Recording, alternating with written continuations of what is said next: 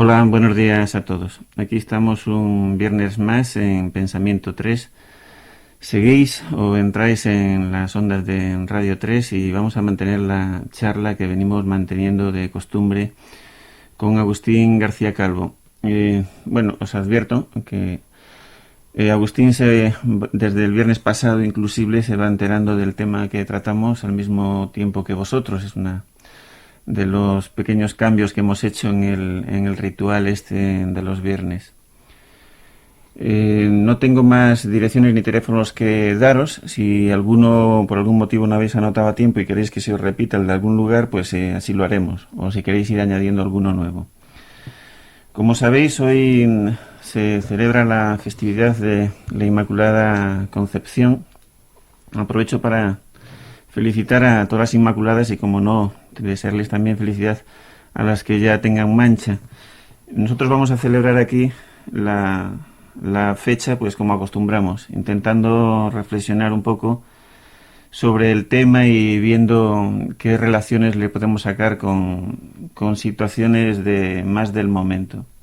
O sea que nos ocuparemos de la figura de la Inmaculada, pero también del mito de la virginidad, del papel que juega y del papel que pudiera seguir jugando entre nosotros. Para entrar con la figura de la Virgen me voy a ayudar, como de costumbre, del Padre Astete. En su catecismo tenemos pregunta: ¿quién es Nuestra Señora la Virgen María? Respuesta: es una señora llena de virtudes, que es Madre de Dios y está en el cielo, y que desde el primer instante de su ser natural fue concebida sin mancha de pecado original. Luego tenemos pregunta: Cristo nuestro Señor, ¿cómo fue concebido y nació de Madre Virgen? Respuesta: obrando Dios sobrenatural y milagrosamente. Pregunta: ¿por qué decís sobrenatural y milagrosamente? Respuesta: porque Jesucristo ni fue concebido ni nació como los demás hombres. Pues, ¿cómo se obró el misterio de su concepción? En las entrañas de la Virgen María formó el Espíritu Santo, de la purísima sangre de esta señora, un cuerpo perfectísimo. Creó de la nada un alma y la unió a aquel cuerpo, y en el mismo instante a este cuerpo y alma se unió el Hijo de Dios, y de esta suerte, el que antes era solo Dios sin dejar de serlo quedó hecho hombre. ¿Y cómo nació milagrosamente? Saliendo del vientre de María Santísima sin detrimento de su virginidad, a la manera que el sol sale por un cristal sin romperlo ni mancharlo. Pregunta: ¿su madre vivió después siempre virgen? Respuesta: sí, padre, perpetuamente.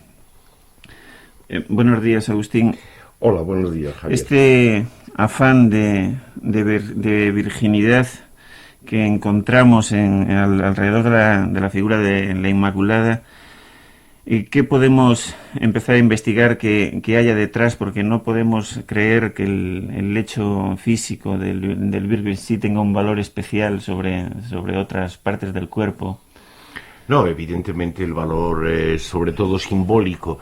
De todas formas, como puede que algunos de los oyentes estén algo confusos sobre estos misterios, porque es que la mayor parte de ellos ya no habrán sufrido o gozado de una educación religiosa como aquella que yo de pequeño recibí, y tal vez tú también, un poco más deteriorada, conviene que insistamos en que la fiesta que hoy se celebra, el 8 de diciembre, es como una reduplicación del misterio, porque lo que todo cristiano tenía que aceptar después de algunas herejías insignificantes es el nacimiento de Cristo sin mengua de la virginidad de María, que fue siempre virgen, tal como lo has referido puntualmente sobre el texto del Astete.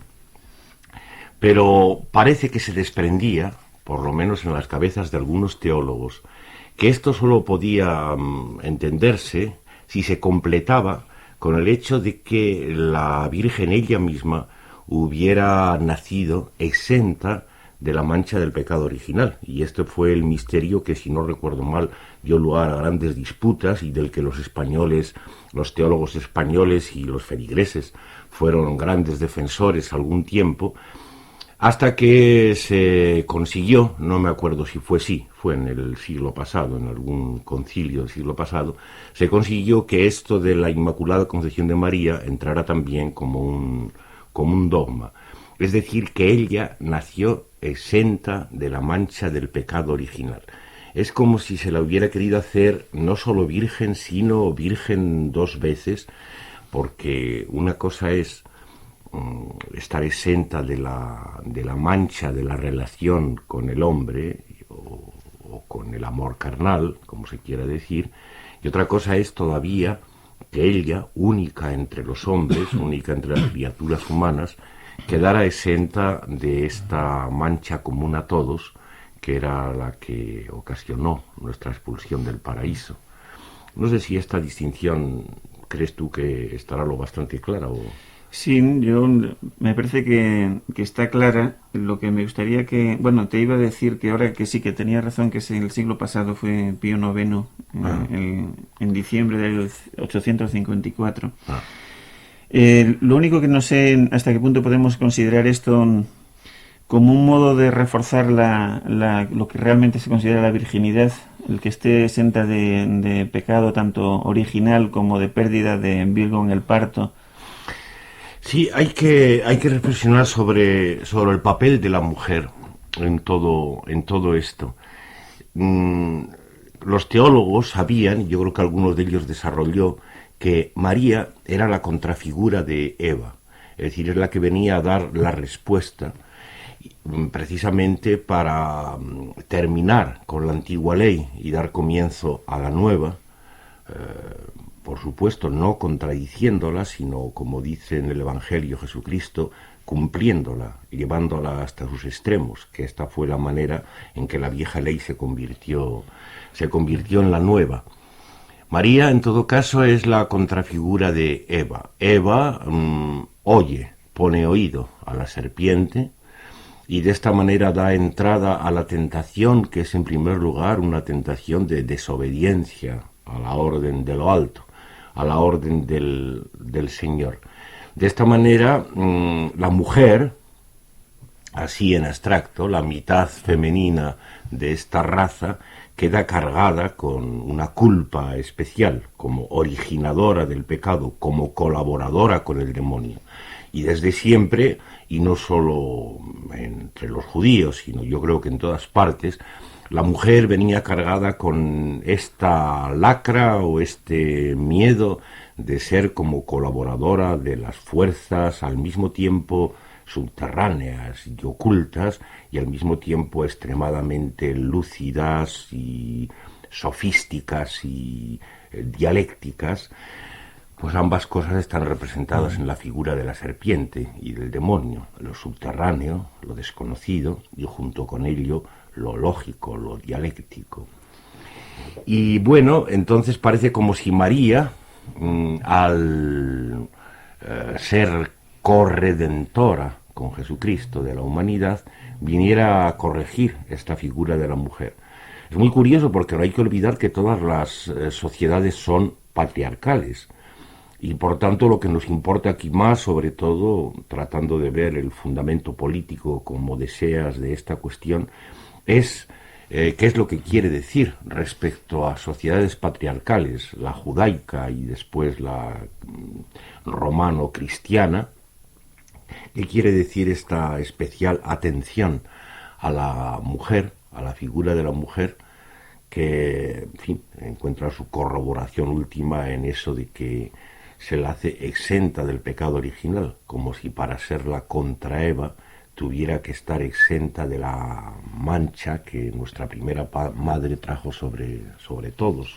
Sí, ahora continuamos. Antes voy a recordar los teléfonos para que vayáis interviniendo según lo deseéis. Son el 442-7126 y el 711-1099. Lo repito, 711-1099 y 442-7126.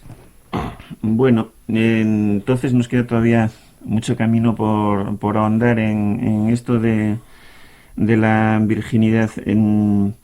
Volviendo con la figura de la Virgen, qué sentido, aparte de ser utilizada, como tú dices, como contra Eva, en qué sentido, si nos atenemos a la señora María, podemos considerar que hay en ella una sumisión al valor patriarcal, porque primero, muy presumiblemente, comete adulterio y luego como que se hace la tonta y habla de una paloma que pasó por allí, incluso de una fecundación por medio del Espíritu Santo, y defendiendo esto de un modo casi histérico, o sea, pasando un poco de negro a blanco, ¿no? En su actitud.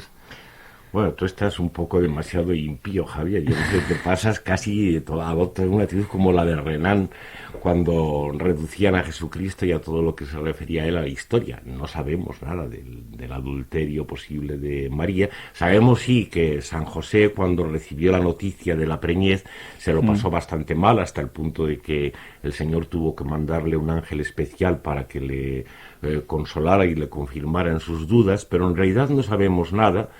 Lo cierto es que en lo que se revela en esto es una necesidad por parte del orden patriarcal de conciliarse de algún modo con la figura siempre amenazante de la mujer. Todas las sociedades son patriarcales y en todas las sociedades la mitad de la población son mujeres. Esta es la situación tremenda con la que cargamos desde el comienzo de la historia. Entonces, por un lado, se siente con mucha razón que las mujeres como sexo, como clase sometida y humillada, sometida al orden patriarcal, porque es la primera sumisión, es la primera aparición de una clase.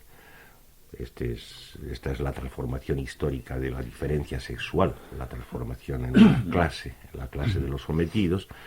Resulta que siempre es objeto de miedo por parte de los que mandan, por parte de los señores. De ahí que las mujeres, a ojos de los representantes del sexo dominante, se aparezcan alternativamente con esas dos características que antes he señalado para el demonio. Se aparezcan como animales terrenales, subterráneas, con todo lo que trae de misterio, lo que hay por debajo de la tierra y por tanto de peligro para la clara constitución de arriba del Estado y del capital, y por otro lado como ininteligibles, de puro astutas, poseedoras de una forma de inteligencia cuya penetración no acaba nunca de ser bien captada por la racionalidad más simple y más rígida que el orden patriarcal exige. Esto es así desde siempre. Se hacía, pues, preciso, con el paso a la nueva ley, una forma de conciliación con las mujeres. ¿Cómo puede el orden patriarcal conciliarse con las mujeres? A este respecto, no sé con qué motivo aquí en alguna de las sesiones hemos hecho notar otro paralelismo. En el momento de la Anunciación, que todavía no habíamos conmemorado aquí, cuando María recibe la noticia por medio del ángel.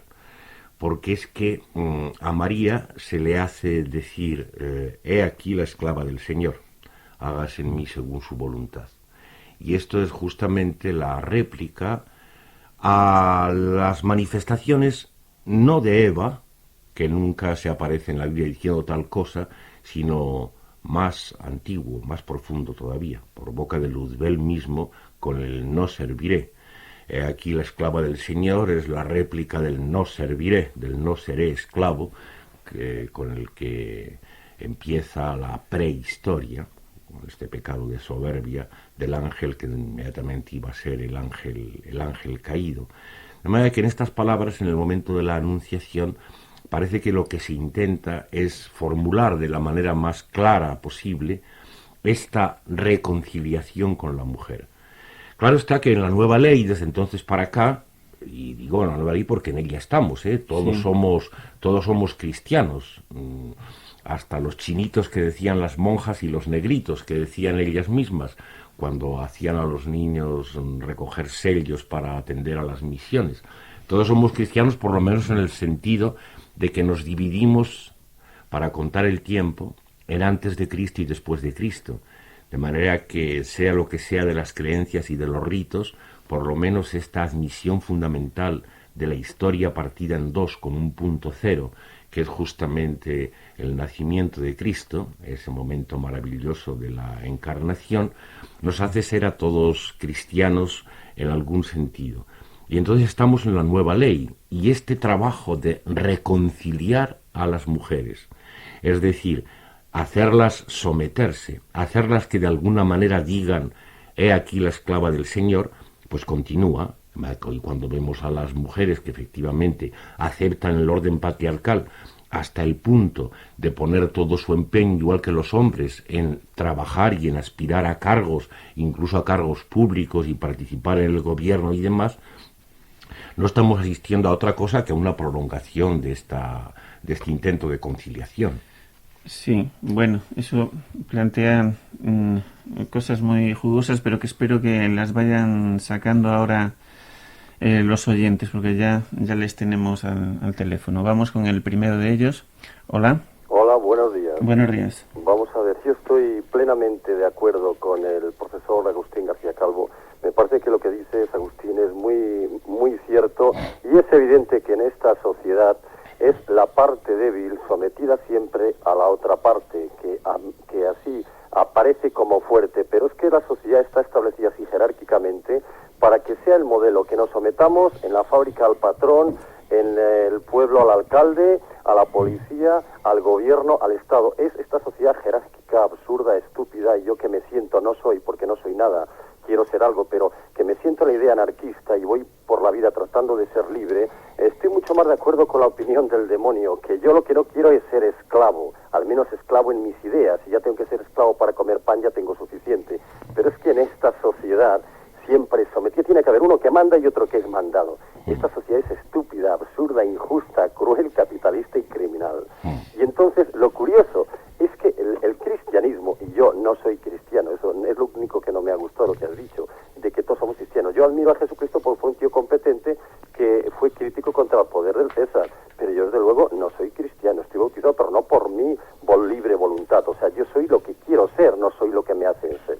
Y como te he escuchado muchas veces y te conozco personalmente, aunque no tengo el gusto de ser amigo tuyo, y comparto tus ideas porque estás cargado de razón, porque la demuestras, y además si la comparto y siento mucho como sientes tú, no entiendo cómo has dicho eso, que aquí todos somos tal. No, aquí todos somos, no. Aquí los borregos son lo que les hace el patrón, pero el que no quiere ser borrego, por lo menos lucha contra ese poder que le machaca y que le hace admitir la sociedad jerárquica. Yo no admito sociedad jerárquica, lo que pasa es que en mi trabajo, para comer caliente, tengo que joderme y tragar lo que dice el jefe. Me gustaría ser autónomo como un Dalí o como un Picasso. ¿Me comprendes la idea? Sí. Y esta sociedad que tenemos no es que esté cristianizada ni nada. Aquí hay mucha gente que piensa de una forma y otros que piensan de otra. Lo que pasa es que los medios públicos y la radio, concretamente esa radio que está ahí, pues antes era libre y ahora la han machacado los inquisidores, comisarios políticos del PSOE. Y hay poquitos programas libres. Y ahora he pasado ya directamente a otro tema. Como nunca se puede hablar nada más que ahora sobre este tema, digo que Radio 3 se la ha cargado y no hay apenas programas de libertad. Esto va para la radio y para el gobierno PSOE, que quiten esos inquisidores y den más programas libres. Avanti tutti, siento que tenga que usar así la libertad de expresión, pero como han machacado este gobierno sinvergüenza del PSOE, pues claro, yo denuncio que hay comisarios políticos por ahí que han machacado a los buenos profesionales y nos dejan abrir la boca para comer caliente, tenéis que tragar lo que os eche. Muchas gracias, avanti tutti. Respóndeme, Agustín. Lo otro no falta que me respondan porque se juegan el cocido. Un abrazo. Un abrazo. Bueno, no creo que nosotros, me parece que en ningún momento hemos dejado de decir lo que nos venía, y de momento el cocido lo seguimos teniendo. Es cierto que puede haber otros compañeros que no les haya ocurrido lo mismo. Sí, en cuanto a los dirigentes y más o menos representantes de esa jerarquía y autoridad que tan de corazón odia nuestro oyente, pues ellos habrán recogido, si es que están oyendo, y por tanto, bueno, esa pretendida libertad de expresión que nuestro oyente ha usado, pues tiene su camino. A nosotros nos tocan mal las otras cosas que ha dicho. Yo no sé lo de... Tal vez no he dicho yo lo bastante claro, Javier, eso de en qué sentido todos, incluso los chinitos y los negritos, somos cristianos. Ya, bueno, a mí me ha parecido entender en que estamos todavía bajo una ideología cristiana, bajo la ley patriarcal. Lo cual no quiere decir que... No, no precisamente porque, claro, patriarcales son todas las sociedades, también las no cristianas de otros tiempos. No, yo digo que todo el mundo es cristiano por esta cosa elemental, parece una perogrullada, por eso a lo mejor no se entiende bien, de que en todo el mundo, si se fija uno, por ejemplo, en los matasellos, que dotados de cifras árabes de las fechas, todo el mundo ve que estamos todos en el año 89. Es decir, que tenemos la historia dividida en antes y después de Cristo. En ese sentido elemental, el cristianismo ha sido un éxito total, que abarca el globo. Es decir, quitando algunos rincones últimos donde todavía no se sepa nada de fechas, todo el resto del mundo está ya en el año 1989. Es decir, que está reconociendo que la historia está dividida en antigua ley y nueva ley, lo que estábamos diciendo, y que hay un punto cero del que todos partimos. En ese sentido elemental, independientemente de todo lo que cada uno individualmente quiera pensar o dejar de pensar acerca de las verdades, dogmas y demás del catolicismo o de otras sectas cristianas, bueno, nuestro oyente se ha metido sobre todo con la jerarquía y con esta organización de la autoridad, que efectivamente es típica. No hay ninguna ordenación perfecta más que la piramidal, en la cual está representada esta presión de la jerarquía. Pero aquí lo que recordábamos sobre todo es que en este orden patriarcal montado así, las mujeres son el peligro por excelencia. Las mujeres no precisamente en cuanto a personas, porque en cuanto a personas todo el mundo dice como María en el momento de la anunciación, hombres y mujeres, es decir, he aquí la esclava del Señor. Todo el mundo parece dispuesto a trabajar, a colocarse, a encontrar su sitio, a fundar su familia, es decir, a cumplir con lo que está mandado. No en ese sentido, sino en cuanto a lo que ellas puede haber de lo mujer, ¿no? No la persona, sino lo mujer.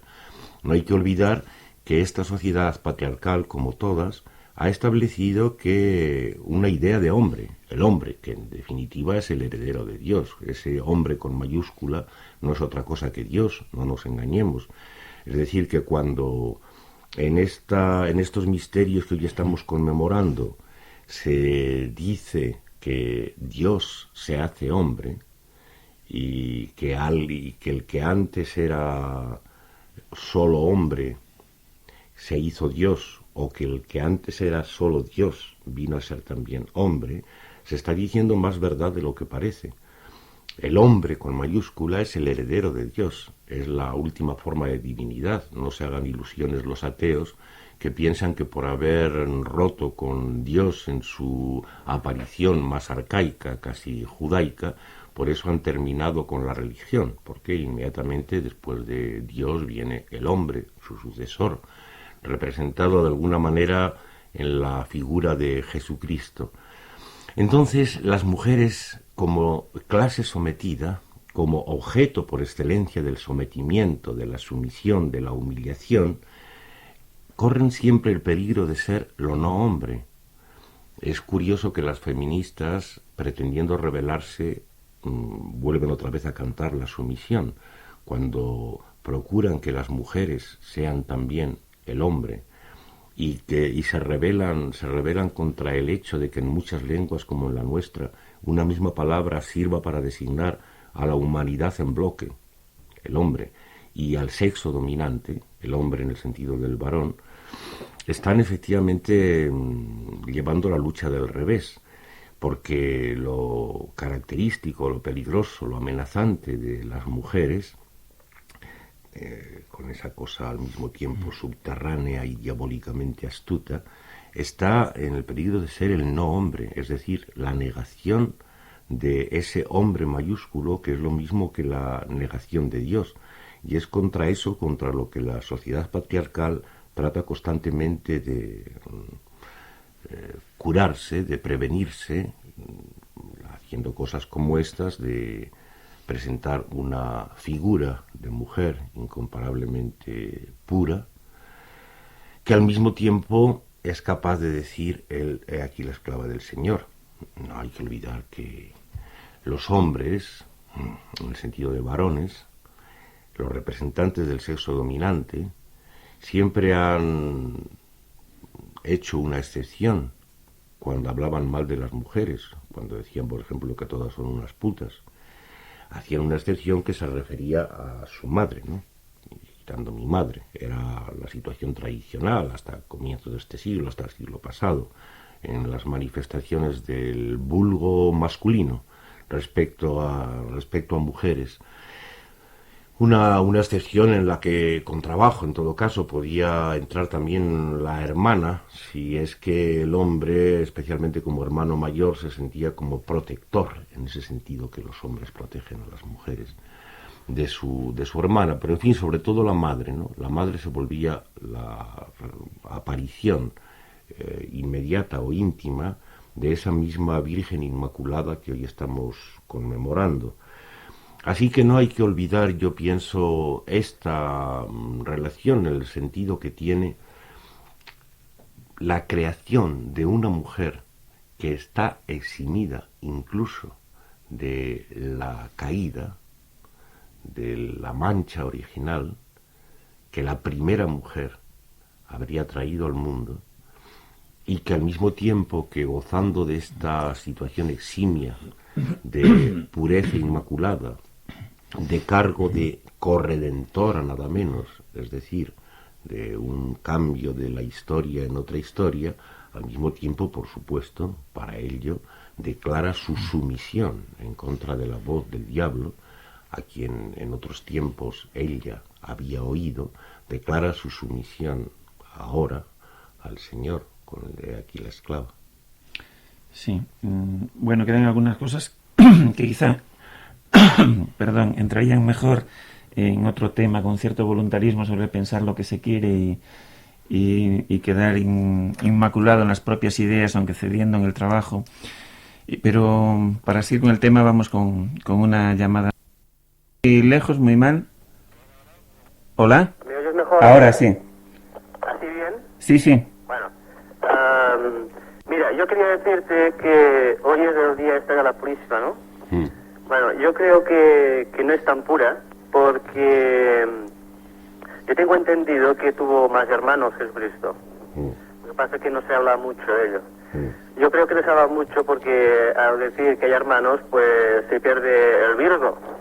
Porque, claro, hoy en día, sabiendo lo del ciclo fértil, para saber cuándo se puede concebir un hijo, yo creo que hace 2000 años esto creo que no se sabía, y para ser hijos, pues se tendría que ser el amor bastantes veces. Yo creo que lo del asunto de la pureza vino en el tiempo de la Inquisición, que se mataba a la gente para no hacer esas guarradas.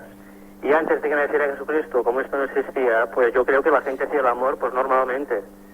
Y bueno, pues esto, que tan pura pues no creo que es. Que está tan desligada como todas las demás.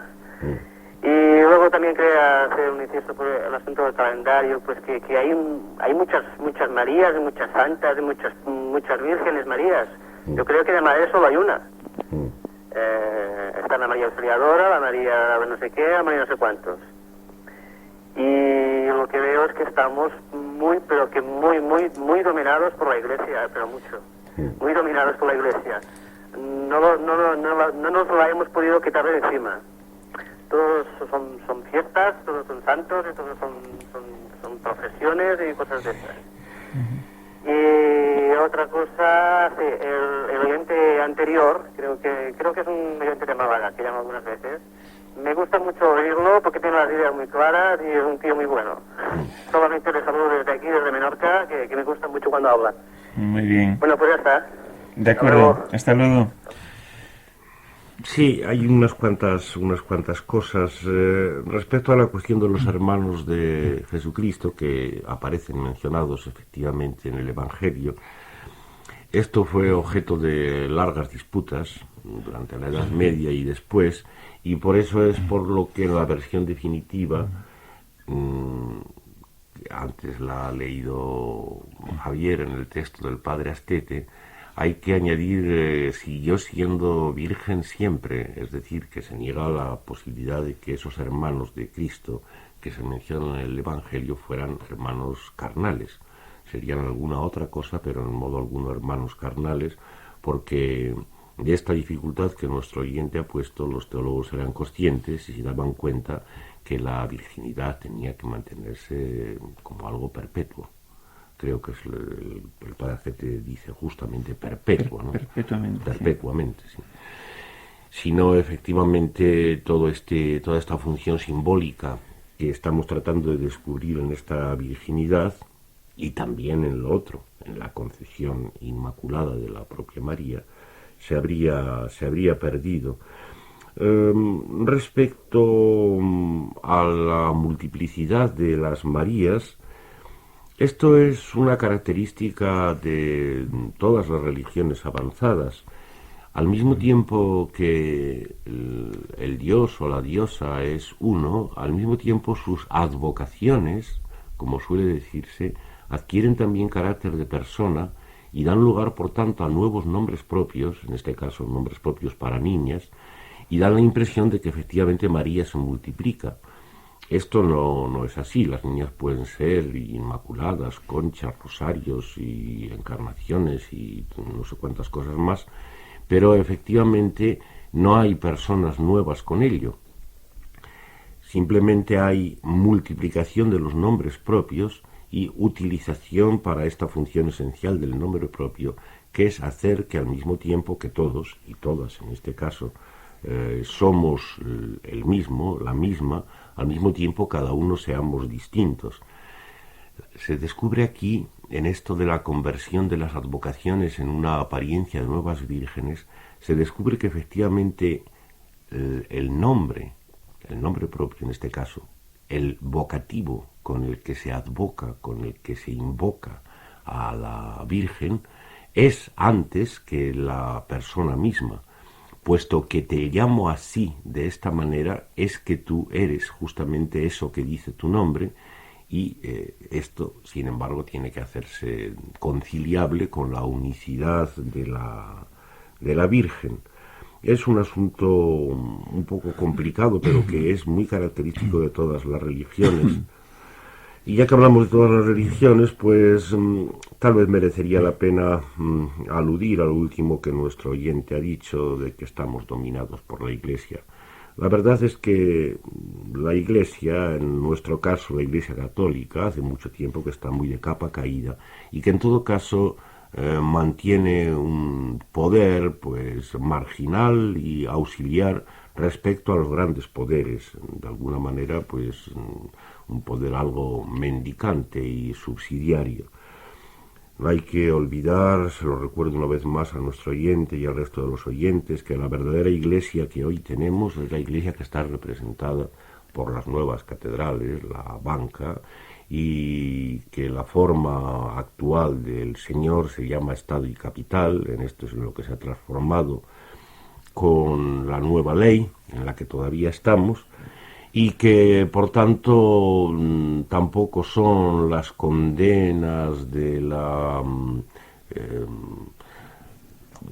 libertad sexual como en otros tiempos y la adoración de la virginidad y de la castidad lo que hoy rige, sino otras formas de imposición moral y política en que incluso puede parecer que al contrario no solo se permite sino que se ensalza el amor libre, la libertad sexual, el sexo y demás, como formas más eficaces que el Señor ha descubierto para sojuzgar a María, digamos, a la mujer, mucho más eficaces que aquella de someterla a la virginidad que hemos estado comentando todo el tiempo. De lo que se trata, sobre todo, ya se sabe, es que la mujer no desarrolle este peligro subterráneo y sutil de ser lo no hombre, de ser lo que amenaza la jerarquía y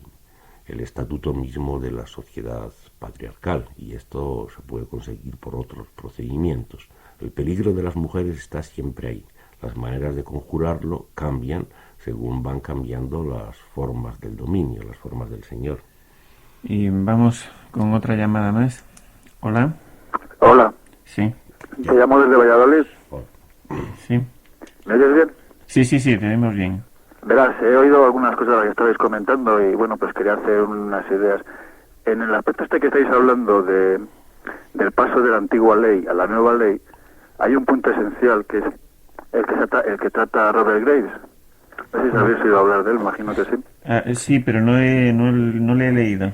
Bueno, pues la idea concreta es, la antigua ley estaba dominada por la imagen matriarcal de la mujer. Ella era la diosa, pero una diosa con tres facetas, una diosa triple. Esta idea consiste en que era, pues una parte de ella era la Virgen, otra parte era la madre y otra parte era la vieja o la bruja. Entonces, el paso que hace el patriarcado de una antigua ley a una nueva ley consiste en que se convierte en una parte nada más de ella.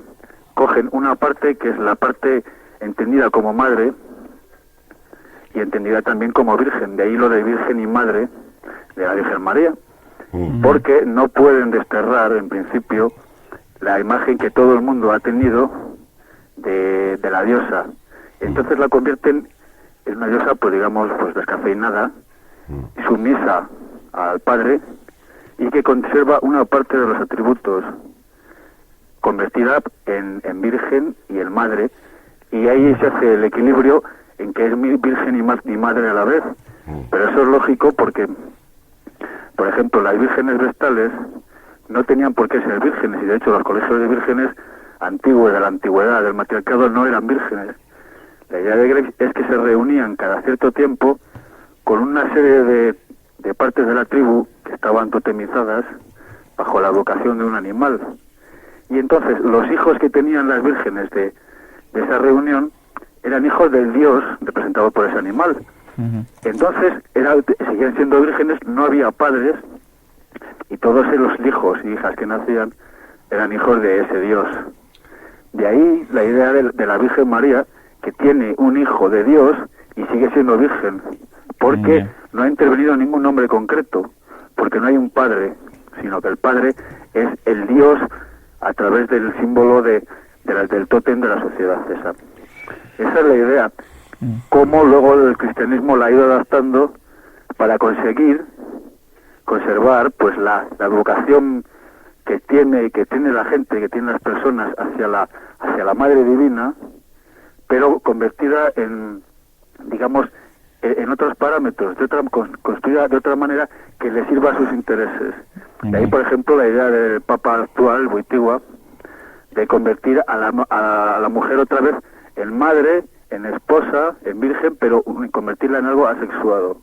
El problema y el problema del patriarcado siempre ha sido la sexualidad femenina.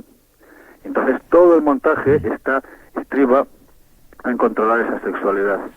¿Y cómo? Pues a través de imágenes, de ejemplos, y de convertir a una imagen de una diosa, pues digamos completa, a convertirla en una imagen de una diosa para sus fines, y convertirla en una parte asexuada.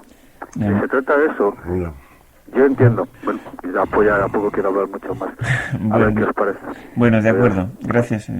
Sí, yo supongo que la mayor parte de nuestros oyentes habrán recibido con agradecimiento esta cantidad de noticias que por sus lecturas de Graves o de quien sea nuestro oyente de Valladolid nos ha traído.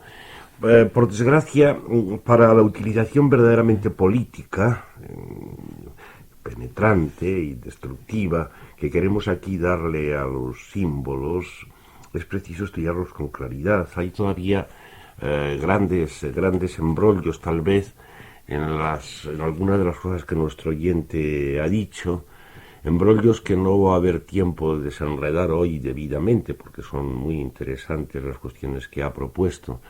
En primer lugar, cuando él ha hablado del paso de la vieja ley a la nueva, se ha apartado de los judíos. Aquí hablábamos sobre todo de la transformación del dominio al estilo de Jehová a este nuevo dominio cristiano, católico, universal, en el que hoy estamos todos.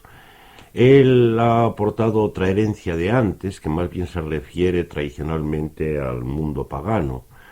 Incluso puede que nuestros oyentes hayan recibido la impresión de que allí había alguna forma de matriarcado, como en otros tiempos se dijo, lo cual no es de aceptar.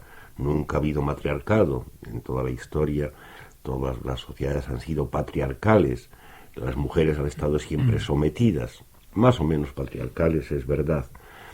Pero efectivamente hay una contribución de aquella imagen pagana que nuestro oyente ha recordado como triple. En efecto, en alguna de las formas de adoración, una misma figura parecía tener 3 caras o 3 epifanías, 3 apariciones, como la diosa virgen siempre, es decir, Artemis, Diana, cazadora, que por otra parte se identificaba con la luna, y no hay que olvidar que en el catolicismo pues la luna establece nuevamente relaciones especiales con María. Incluso entre nuestros pintores, la imagen de la Inmaculada Concepción, de la Virgen como Inmaculada Concepción, aparece montada normalmente sobre una luna. Este era uno de los extremos del triángulo, mientras que en el otro efectivamente se trataba de la diosa de la fecundidad, de la diosa madre, la Diana de las innumerables tetas que parece que se veneraba en Éfeso, y una Diana confundida con Juno, especialmente con Juno en cuanto Juno Lucina, es decir, asistidora de las parturientas.